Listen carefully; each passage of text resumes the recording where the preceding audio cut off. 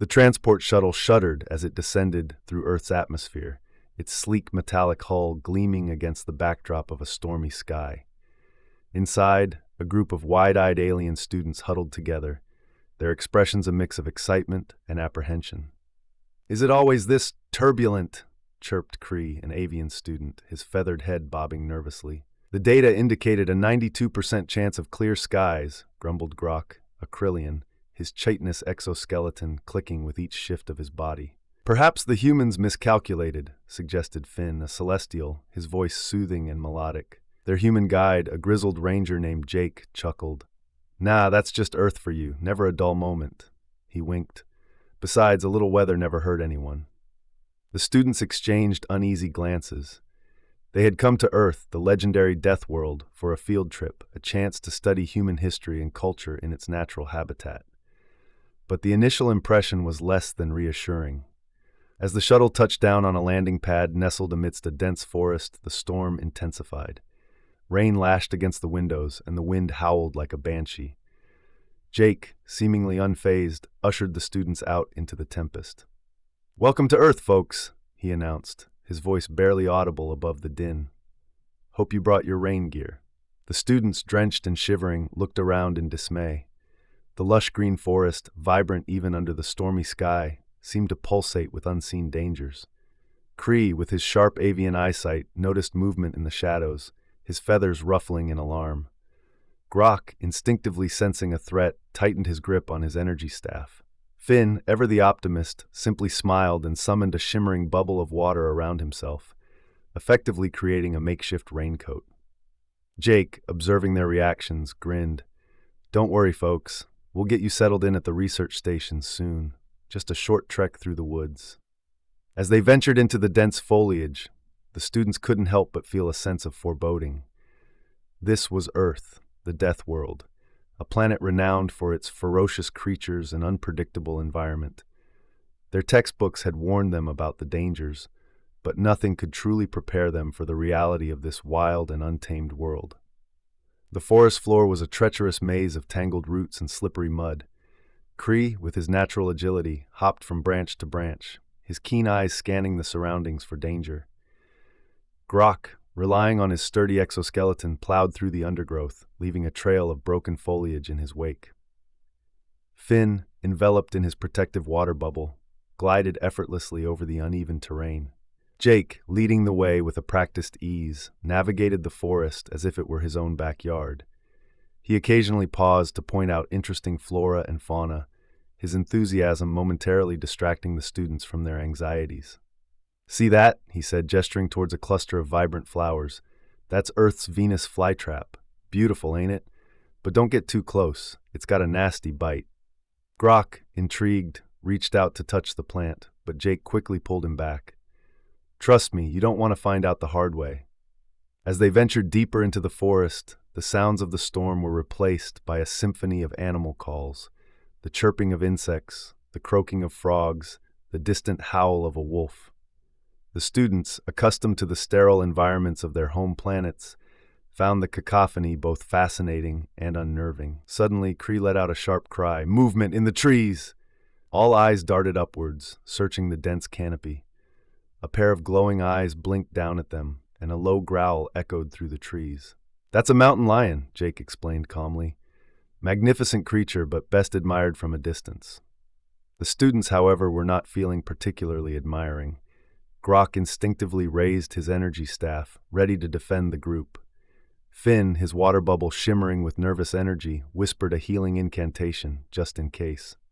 Jake, sensing their fear, chuckled. "Relax, folks, it's just curious. As long as we don't provoke it, we'll be fine." He raised his voice and spoke in a firm, reassuring tone. "Easy there, big fella. We're just passing through." The mountain lion, seemingly satisfied with Jake's explanation, turned and vanished into the foliage. The students breathed a collective sigh of relief. "See?" Jake said with a grin. "Nothing to worry about, just another day on Earth." The encounter with the mountain lion had shaken the students, but it was only a taste of what Earth had in store for them. As they continued their trek, the storm intensified, the rain turning into a torrential downpour. The forest floor became a quagmire, and the students struggled to keep their footing. Grok, despite his strength, found himself sinking into the mud with every step. Kree, his feathers plastered to his body, shivered uncontrollably, his wings struggling to keep him aloft. Even Finn, with his water bubble, found it difficult to navigate the increasingly treacherous terrain. Jake, however, seemed unfazed by the worsening conditions. He moved with a sure-footed confidence, his eyes constantly scanning the surroundings. He noticed the students' struggles and offered a helping hand, pulling Grok out of a particularly deep mud pit and offering Kree a sturdy branch to lean on. "Don't worry, folks," he reassured them. "We're almost there. The research station is just beyond that ridge." He pointed towards a steep incline ahead, its peak shrouded in mist. The students, exhausted and demoralized, looked at the ridge with trepidation. As they began their ascent, the wind picked up, buffeting them with icy gusts. The rain turned to hail, stinging their skin like tiny needles. Visibility dropped to near zero, and the students could barely see a few feet ahead. Suddenly, a loud crack echoed through the air, followed by a deafening roar. A bolt of lightning struck a nearby tree, sending splinters of wood flying in all directions. The students cried out in alarm, their hearts pounding in their chests. Jake, his face grim, quickly ushered them towards a rocky outcrop. "Take cover," he yelled over the howling wind. "This storm's getting nasty." Huddled together beneath the overhang, the students watched in awe as the storm raged around them. Lightning flashed, thunder boomed, and the wind howled like a demon. The forest, once a place of vibrant life, now seemed like a scene of primal chaos. Kree, his eyes wide with fear, whispered, "Is this normal for Earth?" Jake, a hint of worry in his voice, replied, "No, this is a bit extreme, even for us. Looks like we're in for a wild ride." The storm raged for what felt like an eternity, but eventually the thunder and lightning subsided, leaving behind a hushed silence punctuated only by the steady drumming of rain. The students, soaked to the bone and shivering, emerged from their shelter, their eyes blinking against the dim light. The forest, once vibrant and teeming with life, now lay battered and bruised. Broken branches littered the ground, and the air was thick with the scent of damp earth and ozone. The students, accustomed to the orderly and predictable environments of their home planets, were awestruck by the raw power of Earth's natural forces. Jake, ever the pragmatist, assessed the situation. "Well, folks, looks like we're going to have to make camp here for the night. The trail's washed out, and it's too dangerous to travel in this weather." He set about gathering firewood, his movements efficient and practiced. The students, still reeling from the storm, watched him with a mixture of admiration and bewilderment. This human, seemingly so at ease in this chaotic environment, was a stark contrast to the pampered and sheltered lives they had led. Kree, his feathers still damp, offered to help, his sharp eyes spotting dry branches hidden beneath the fallen leaves. Grok, using his strength, effortlessly snapped thick branches into manageable pieces. Finn, ever resourceful, used his water manipulation abilities to create a small, clear pool from which they could drink. As darkness fell, a small fire crackled in the center of their makeshift camp, casting a warm glow against the damp forest floor. The students huddled around the flames, their bodies shivering despite the heat. Jake, sensing their discomfort, rummaged through his backpack and produced a thermos of hot tea. "Here you go, folks," he said, passing around the steaming mugs. "Warm you up from the inside out." The students gratefully accepted the tea, the warmth spreading through their chilled bodies. As they sipped the fragrant brew, Jake began to tell stories of his adventures in the wilderness, tales of survival, resilience, and the profound connection between humans and their planet. The students listened with rapt attention, their initial apprehension replaced by a growing sense of wonder. This world, so different from their own, was both terrifying and beautiful, a place where danger and wonder coexisted in a delicate balance. And this human, this ranger, who seemed so at home in this wild realm, was a testament to the resilience and adaptability of his species. The night was long and restless. The storm had passed, but the forest remained alive with a symphony of sounds, the rustling of leaves, the chirping of crickets, the occasional hoot of an owl. The students, unaccustomed to sleeping outdoors, tossed and turned on their makeshift beds of leaves and branches. Kree, perched on a low-hanging branch, kept watch, his sharp eyes scanning the darkness for any signs of danger. Grok, his chitinous exoskeleton providing some insulation against the cool night air, snored softly, his energy staff clutched tightly in his clawed hand. Finn, enveloped in a cocoon of water, slept peacefully, his rhythmic breathing echoing the gentle patter of raindrops falling from the leaves. Jake, his back against a tree trunk, seemed to doze, but his senses remained alert. He was attuned to the rhythms of the forest, the subtle shifts in the wind, the rustling of creatures in the undergrowth. He knew that even in this apparent calm, danger lurked, waiting for the opportune moment to strike. Suddenly, a high-pitched shriek pierced the night, jolting the students awake. Cree, his feathers ruffled in alarm, pointed towards a dark shape moving swiftly through the trees. "What is it?" Grok whispered, his voice tense. "I don't know," Jake replied, his eyes narrowed, "but it's fast and it's heading this way." The creature emerged from the shadows, its form illuminated by the dying embers of the campfire. It was a pack of feral dogs, their eyes gleaming with hunger, their teeth bared in a menacing snarl. The students, their hearts pounding in their chests, scrambled to their feet. Grok, his instincts taking over, charged forward, his energy staff crackling with power. Cree, his wings beating furiously, took to the air, his sharp talons poised to strike. Finn, his water bubble expanding protectively around him, chanted a healing incantation, preparing for the inevitable injuries. Jake, his face grim, drew his ranger knife, its blade glinting in the firelight. "Stay close, folks," he growled. "These mutts are mean." The dogs lunged, their snarls echoing through the night. The battle was joined, a chaotic dance of claws and teeth, energy blasts and water shields. The students, despite their fear, fought with a ferocity born of desperation. Grok, his exoskeleton deflecting the snapping jaws, landed a powerful blow with his staff, sending one of the dogs yelping into the darkness. Cree, swooping down from above, raked his talons across another dog's flank, drawing blood. Finn, his water bubble deflecting a lunging bite, focused his energy, sending a jet of water at another attacker, knocking it off its feet. Jake, moving with a speed and agility that belied his age, weaved through the pack, his ranger knife a blur of steel. He parried a snapping jaw, ducked under a leaping body, and plunged his knife into the shoulder of another dog, forcing it to retreat with a whimper. The fight was fierce and chaotic, the air filled with snarls, growls, and the clang of weapons against teeth and bone. The students, despite their alien abilities, found themselves hard-pressed against the ferocity of the wild dogs. They were outnumbered and outmatched, their strength and skills tested to the limit. But they were not alone. Jake, a seasoned veteran of countless wilderness encounters, fought with a calm determination, his every move calculated and precise. He guided the students, shouting instructions, directing their attacks, and covering their weaknesses. "Cree, flank left. Grok, hold the line. Finn, watch their flanks." The students, inspired by Jake's leadership, rallied their courage and fought back with renewed vigor. Cree, using his aerial advantage, harassed the dogs from above, drawing their attention away from the others. Grok, a wall of chitin and muscle, held the center, his staff deflecting every attack.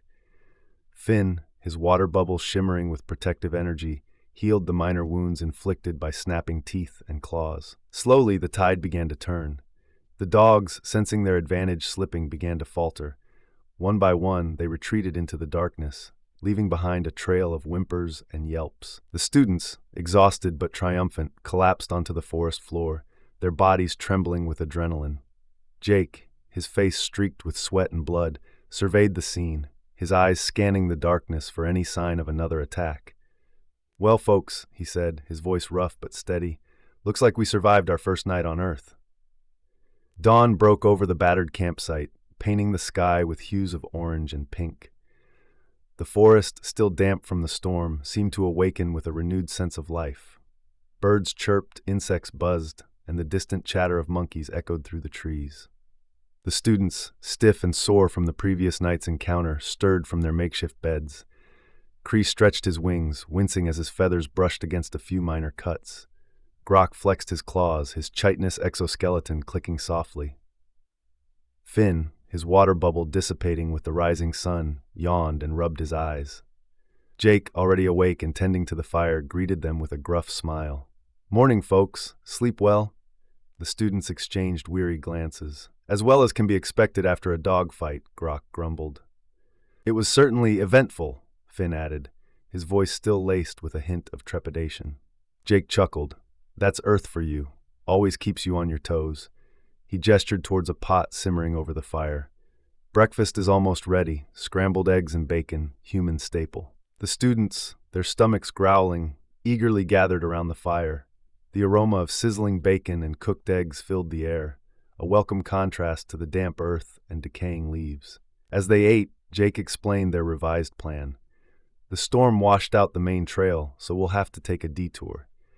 It'll add a few days to our journey, but it'll be safer. The students, still shaken by their recent encounters, readily agreed. They were beginning to understand that Earth was not a place to be taken lightly. Its beauty was matched by its danger, and survival required constant vigilance and adaptability. After breakfast, they packed up their meager belongings and set off once again, following Jake deeper into the wilderness. The forest, bathed in the morning sunlight, seemed less menacing now, but the students knew that appearances could be deceiving. They kept their senses alert, their eyes scanning the surroundings for any sign of danger. As they trekked through the dense undergrowth, Jake pointed out various plants and animals, explaining their unique adaptations and roles in the ecosystem. The students, their initial fear giving way to curiosity, listened with fascination. This world, so different from their own, was a treasure trove of biological wonders. They encountered a herd of deer grazing in a sun-dappled clearing, their graceful movements a stark contrast to the ferocity of the dogs. Jake explained how these seemingly gentle creatures were also adept at survival, their keen senses and agility allowing them to evade predators. Further on, they came across a massive spider web glistening with dew, its intricate design a testament to the ingenuity of its creator. Jake warned them of the spider's venomous bite, explaining how even the smallest creatures on Earth could pose a threat. The students, their initial fear gradually replaced by a grudging respect, began to appreciate the delicate balance of Earth's ecosystem. They saw how every creature, from the smallest insect to the largest predator, played a vital role in the intricate web of life. As they approached a rushing river, Jake announced they would be making camp for the night. This river is home to some of Earth's most dangerous creatures, he explained. We'll need to be extra cautious. He showed them how to purify the river water using a portable filtration system, explaining the importance of staying hydrated in the wilderness. He also taught them how to build a fire using flint and steel, emphasizing the need for self-sufficiency in this unpredictable environment.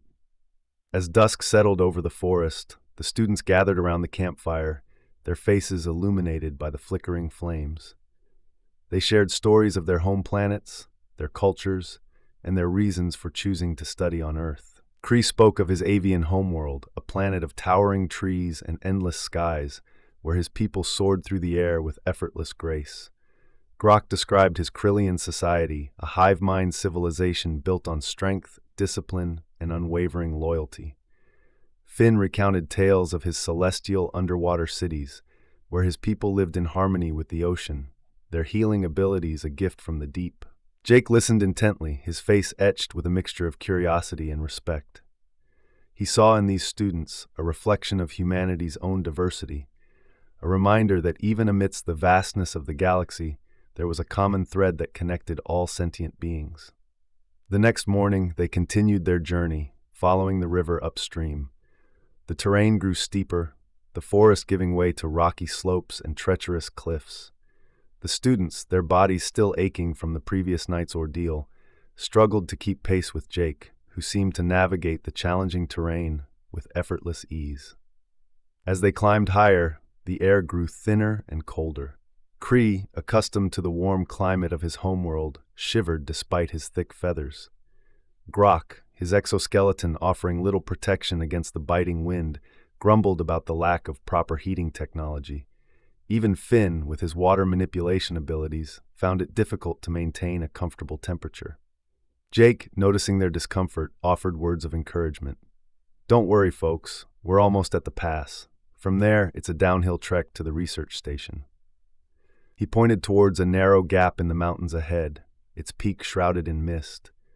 The students, their spirits lifted by the promise of shelter and warmth, pressed on with renewed determination. As they reached the pass, a breathtaking vista unfolded before them. A vast valley stretched out below, its slopes covered in a patchwork of green forests and shimmering lakes. In the distance, a cluster of buildings nestled amidst the trees, the research station, their final destination. The students, awestruck by the beauty of the landscape, momentarily forgot their fatigue and discomfort. They had seen many wonders on their journey, but nothing quite as awe-inspiring as this panoramic view. Jake, his eyes twinkling with pride, gestured towards the valley. "Welcome to the heart of the wilderness," he said. "This is where Earth truly shows its beauty." But as they admired the view, a sudden tremor shook the ground beneath their feet. The students stumbled, their eyes wide with alarm. Jake, his face grim, scanned the surrounding mountains, his senses alert for any sign of danger. "What was that?" Cree chirped, his voice trembling. "An earthquake," Jake replied, his voice tense. "And a big one." As if to confirm his words, another tremor, even stronger than the first, rippled through the ground. Rocks tumbled down the slopes, and a deep rumbling echoed through the valley. The students, their legs wobbly, struggled to maintain their balance. Cree, his wings outstretched for stability, let out a startled cry. Grok, his sturdy exoskeleton rattling with the tremors, instinctively braced himself against a nearby boulder. Finn, his water bubble swirling around him in a chaotic dance, muttered a calming mantra, trying to quell the rising panic. Jake, his face etched with concern, quickly assessed the situation. "We need to get off this ridge," he shouted over the rumbling. "It's not safe here." He led them down a narrow path, scrambling over loose rocks and scree. The students, their fear fueling their adrenaline, followed close behind, their eyes wide with apprehension. As they descended, the tremors intensified, the ground shaking with increasing violence. A landslide erupted from the mountainside above, sending a cascade of rocks and debris tumbling down towards them. "Take cover!" Jake yelled, pushing the students behind a large boulder. The landslide roared past, a torrent of earth and stone that engulfed the path they had just been on. The students, their hearts pounding in their chests, watched in awe as the mountainside crumbled before their eyes. When the dust settled, they emerged from their shelter, their faces pale and their bodies trembling. The path ahead was blocked by a wall of debris, their route to the research station cut off. "Now what?" Grok asked, his voice laced with despair. Jake, his eyes scanning the surrounding terrain, remained calm. "We'll find another way down," he said, his voice firm. "There's always another way."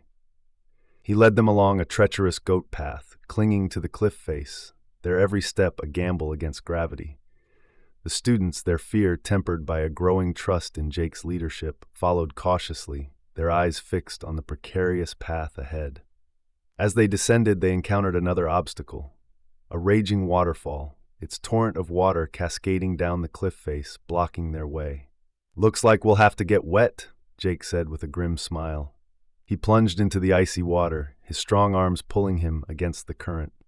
The students, hesitant at first, followed suit, their alien physiologies tested by the frigid temperatures. Cree, his feathers plastered to his body, shivered uncontrollably, his wings struggling to keep him afloat. Grok, his chitinous exoskeleton offering little insulation, gritted his teeth against the cold. Finn, surprisingly, fared the best, his water affinity allowing him to navigate the currents with relative ease.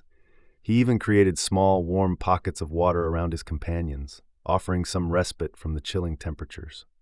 Jake, his body hardened by years of wilderness exposure, battled the current with powerful strokes, guiding the students towards the calmer waters below the falls.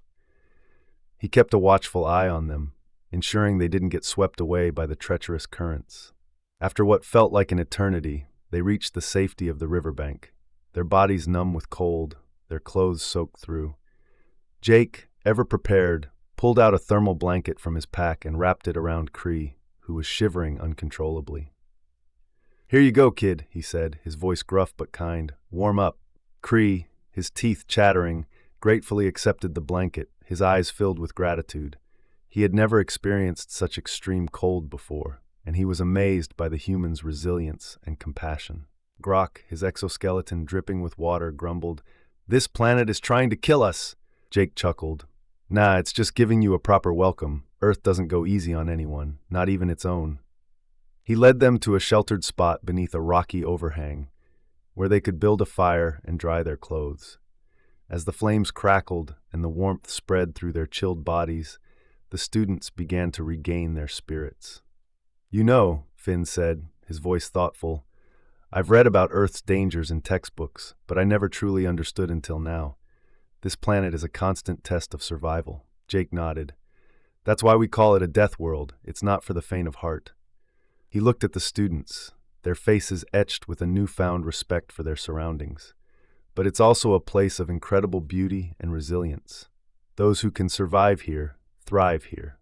The students, their initial apprehension replaced by a growing sense of wonder, gazed out at the wilderness, their eyes filled with a newfound appreciation for the planet they had come to study.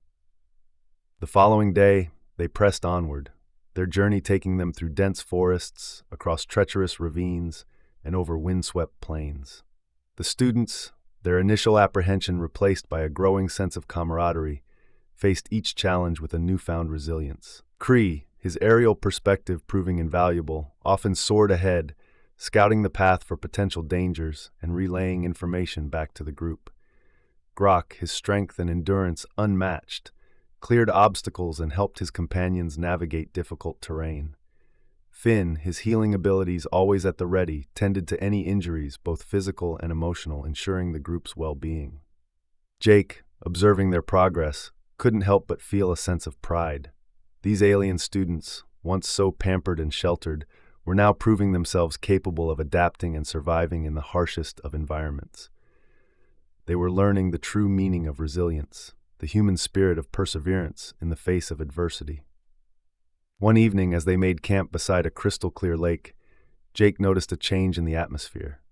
The air grew still, the usual sounds of the forest replaced by an eerie silence.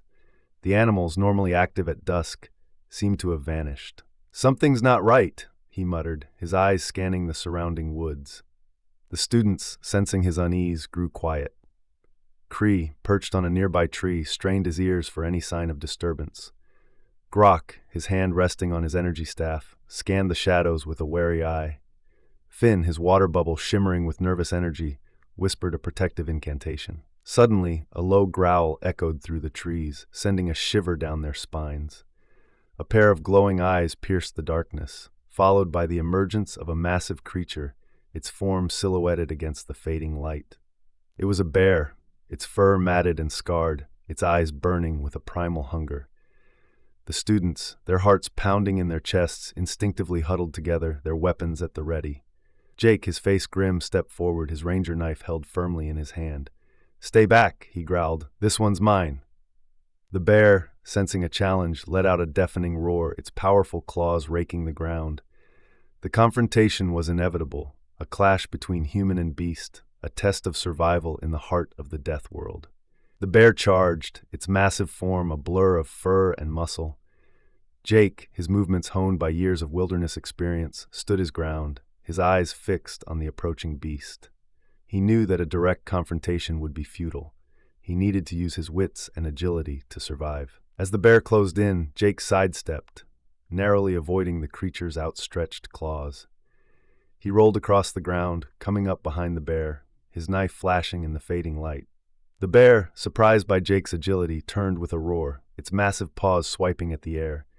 Jake, anticipating the move, ducked and weaved, his knife finding its mark, slicing through the thick fur and drawing blood. The bear roared in pain and fury, its attacks becoming more frenzied. Jake, his heart pounding, continued to evade the creature's blows, his knife finding new targets with each strike. The students, watching the battle unfold, were awestruck by Jake's courage and skill. They had never witnessed such a display of human resilience, such a primal dance between man and beast. Cree, his avian instincts urging him to join the fight, launched himself from the tree, his sharp talons aimed at the bear's eyes. The bear, distracted by the aerial attack, swiped at Cree, its claws narrowly missing the agile avian. Grok, his Krillian blood boiling with a warrior's spirit, charged forward, his energy staff crackling with power. He aimed a blast at the bear's flank, the energy bolt striking with a resounding thud. The bear, enraged by the combined assault, turned its attention towards the students. Jake, seeing his companions in danger, lunged forward, his knife finding a vulnerable spot beneath the bear's thick hide. The bear let out a final roar, its massive body collapsing to the ground with a thud. The students, their bodies trembling with adrenaline, gathered around Jake, their faces etched with a mixture of relief and awe. "That was," Finn began, his voice shaking. "Intense," Grok finished, his eyes wide with admiration. Jake, his chest heaving, leaned against a nearby tree, his knife dripping with blood. "That's how we do it on Earth," he said, his voice rough but steady. "We fight for survival, every single day." The students, their respect for Jake, and their understanding of Earth deepening, knew that they had witnessed something truly remarkable, a testament to the indomitable spirit of humanity. The encounter with the bear left a profound impact on the students. They had witnessed firsthand the raw power and ferocity of Earth's creatures, and they had seen the courage and skill required to survive in this unforgiving environment. As they continued their journey, their respect for Jake grew, along with their understanding of the human spirit. They saw how Jake, despite the dangers he faced, remained calm and resourceful, always putting the safety of his companions first. They learned to identify edible plants, to build shelters from natural materials, and to navigate by the stars. They learned to anticipate the changing weather patterns, to read the subtle signs of animal activity, and to respect the delicate balance of the ecosystem. One day, as they traversed a dense forest, they stumbled upon an ancient ruin, its stone walls overgrown with vines and moss. Jake, his eyes lighting up with excitement, explained that it was a remnant of a long-forgotten human civilization, a testament to the enduring spirit of his people.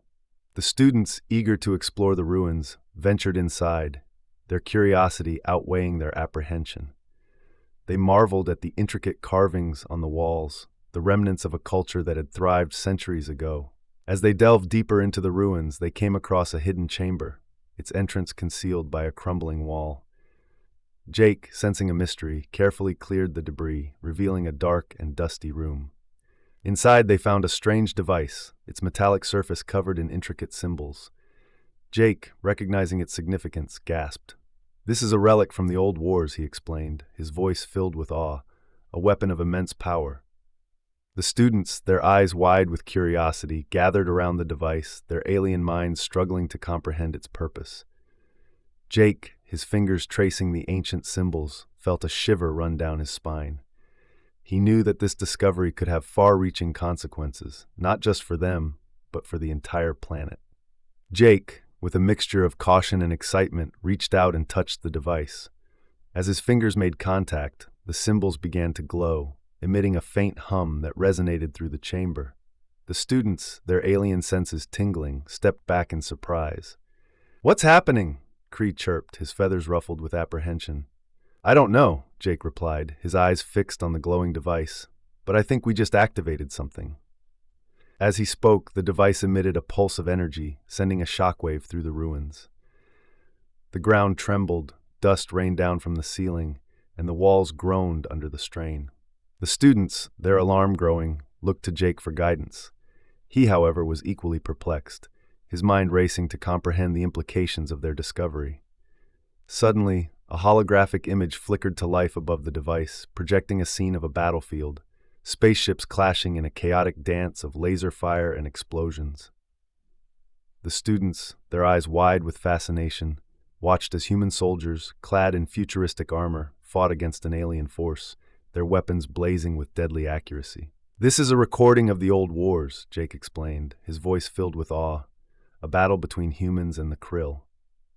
Grok, his Krillian heritage stirring within him, stepped forward, his eyes fixed on the holographic image. He recognized the Krill warriors, their chitinous exoskeletons gleaming in the light of the explosions. He saw their ferocity, their unwavering discipline, their ruthless efficiency. "My ancestors," he whispered, his voice filled with a mixture of pride and sorrow. The recording continued, depicting the Krill's relentless advance, their superior technology overwhelming the human defenses. The students watched in horror as human soldiers fell, their bodies riddled with energy blasts, their cries of pain echoing through the chamber. But then, something unexpected happened. The human soldiers, despite their dwindling numbers, refused to surrender. They fought with a ferocity born of desperation, their weapons finding new targets, their tactics adapting to the Krill's relentless assault. The tide of the battle began to turn. The humans, utilizing their ingenuity and adaptability, developed new strategies, exploiting weaknesses in the Krill's rigid tactics. They used their knowledge of the terrain to their advantage, setting ambushes and utilizing guerrilla warfare tactics. The recording showed a pivotal moment in the war, a desperate last stand where human soldiers, outnumbered and outgunned, held their ground against a relentless Krill assault. They fought with a courage born of desperation, their determination fueled by their love for their homeworld. The students watched in awe as the human soldiers, their faces grimy with sweat and blood, their eyes burning with a fierce determination, repelled the Krill attack, inflicting heavy casualties on the invading force. The Krill, their advance halted, their ranks thinned, were forced to retreat, their invasion thwarted. The recording ended, leaving the students in stunned silence. They had witnessed the resilience of the human spirit, the unwavering determination that had allowed them to survive against overwhelming odds. Grok, his Krillian pride tempered by a newfound respect for his human companions, spoke in a hushed voice. I never understood the sacrifices your people made. Jake, his eyes filled with a mixture of sadness and pride, placed a hand on Grok's shoulder. Our history is filled with hardship and struggle, he said, but it is also a testament to our strength, our ability to overcome adversity. Finn, his celestial empathy resonating with the emotions in the chamber, spoke softly. Your people fought not just for survival, but for the preservation of your world, your culture, your very essence. Kree, his avian heart filled with admiration, nodded in agreement. You have shown us the true meaning of courage, the unwavering spirit that defines humanity.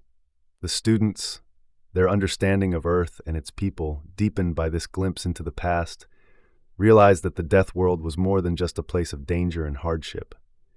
It was a crucible that forged strength, resilience, and an unbreakable bond between its inhabitants. As they emerged from the ruins, the students carried with them a newfound understanding of Earth's history, a history forged in conflict and sacrifice. They realized that the Deathworld was not just a place of danger, but also a place of resilience, ingenuity, and unwavering determination. They continued their journey, their steps lighter, their spirits lifted by the knowledge they had gained. They faced the remaining challenges with renewed confidence, their alien abilities complemented by their growing understanding of human adaptability. Kree, his sharp eyes scanning the skies, guided them through treacherous mountain passes, his aerial perspective allowing them to avoid hidden dangers. Grok, his strength and endurance unwavering, cleared obstacles and protected his companions from falling debris. Finn, his healing touch ever present, soothed their injuries and calmed their fears. Jake, observing their progress, smiled with pride. These alien students, once so apprehensive of Earth's dangers, were now embracing the challenges, their alien perspectives enriched by their human experience. As they approached the research station, a sense of accomplishment filled their hearts. They had faced the Deathworld's trials and emerged stronger, wiser, and more united. They had learned the true meaning of resilience, the indomitable spirit that defined humanity. Upon reaching the station, they were greeted by a team of human scientists, their faces filled with concern. We felt the tremors, one of the scientists explained, her voice laced with worry. We feared the worst. Jake, reassuring her with a calm smile, introduced the students, explaining their journey and the challenges they had overcome. The scientists, impressed by their resilience, welcomed them with open arms, eager to learn from their unique perspectives. The students, their initial apprehension, replaced by a sense of belonging, settled into their new surroundings. They shared their experiences with the scientists, their alien perspectives offering new insights into Earth's ecosystems and its history. They explored the station's laboratories, filled with advanced technology that both fascinated and bewildered them. They learned about human scientific endeavors, the ongoing research into Earth's ecosystems, and the efforts to preserve its delicate balance. They also delved into human culture, experiencing the vibrant music, the captivating literature, and the diverse culinary traditions. They were amazed by the creativity and ingenuity of the human spirit, the ability to find beauty and meaning even in the face of adversity. But their peaceful respite was shattered one night when a series of alarms blared through the station, their piercing sirens echoing through the corridors. The students, their hearts pounding with a familiar dread, gathered in the main hall, where a holographic screen displayed a chilling message. A Krill fleet had entered Earth's orbit. Panic erupted among the scientists, their faces etched with fear and uncertainty. The Krill, a race known for their ruthless efficiency and insatiable hunger for conquest, had returned, their intentions unknown, but undoubtedly ominous. Jake, his face grim but resolute, addressed the students, his voice calm but firm. "We need to prepare for the worst," he said. "The Krill are a formidable enemy, but we will not surrender." The students, their newfound understanding of human resilience fueling their determination, nodded in agreement. They had witnessed the courage of human soldiers in the old wars, and they were ready to stand alongside their human companions to defend the Deathworld that had become their second home. Kree, his avian instincts sharpened by the impending threat, volunteered to scout the Krill fleet, his aerial agility allowing him to gather vital intelligence. Grok, his Krillian warrior spirit ignited, prepared his energy staff, ready to defend the station with his unmatched strength. Finn, his celestial healing abilities amplified by his concern for his friends, readied himself to tend to the wounded, his compassion a beacon of hope in the face of darkness. Jake, his ranger instincts honed by years of wilderness survival, devised a plan, utilizing the station's defenses and the students' unique abilities to their advantage. He knew that the odds were stacked against them, but he also knew that the human spirit, when pushed to its limits, was capable of extraordinary feats. The station hummed with a tense energy as the humans and their alien allies prepared for the Krill's arrival. Scientists scrambled to activate defense systems, while technicians worked feverishly to reinforce the station's shields.